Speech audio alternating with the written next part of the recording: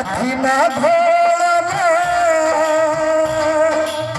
हाथी ना घोड़ा कवला सवारी हो हाथी ना घोड़ा कवला सवारी पैदल ही चल ससुराल भोले रानी पैदल ही चल ससुराल भोले रानी पैदल ही चल ससुराल।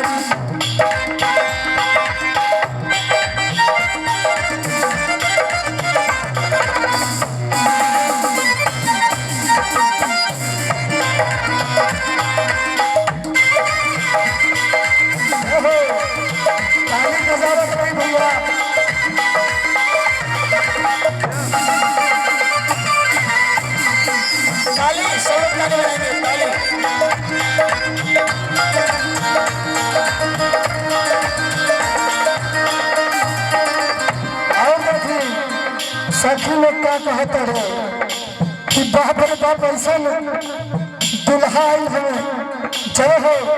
हमारा चाची भाई के तरफ से बहुत बहुत पुरस्कार हमारे भैया के तरफ से दिया यही तरह प्यार दुलार आशीर्वाद बनौले रहे।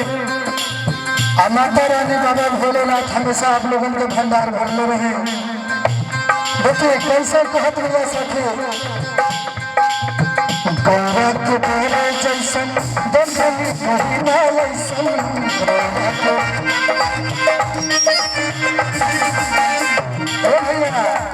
गौरा जी के जौन बेर बाबा भोलेनाथ वाला उनका लीला तो एकदम परम्पार है।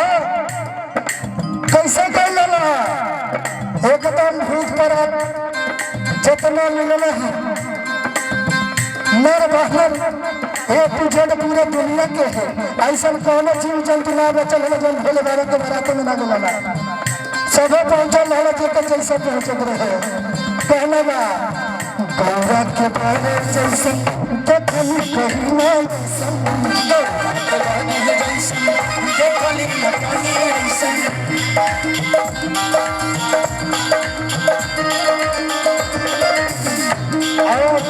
सबकर मन से अभी तक चैन पहले ले आजकल मटका मटका यह लगे पहन ली है कि अब तो हम एकदम बड़का बड़का लावा 5 तोला का कम से कम सोने का सिकड़ी रहे ना तो बितरिया चली।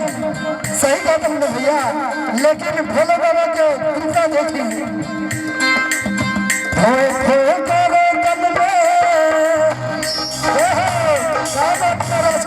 अरे भैया 2 साल दुबई में पीट के आए हैं मजाक नहीं है। अब यही पूछत है होए होए करे तमने करे के करवा करवा लागे रुमानी होए होए करे तमने करे के करवा करवा लागे रुमानी राजा हिमाचल के फनी खावा करवा लागे रुमानी राजा हिमाचल के देखली तुम्हारा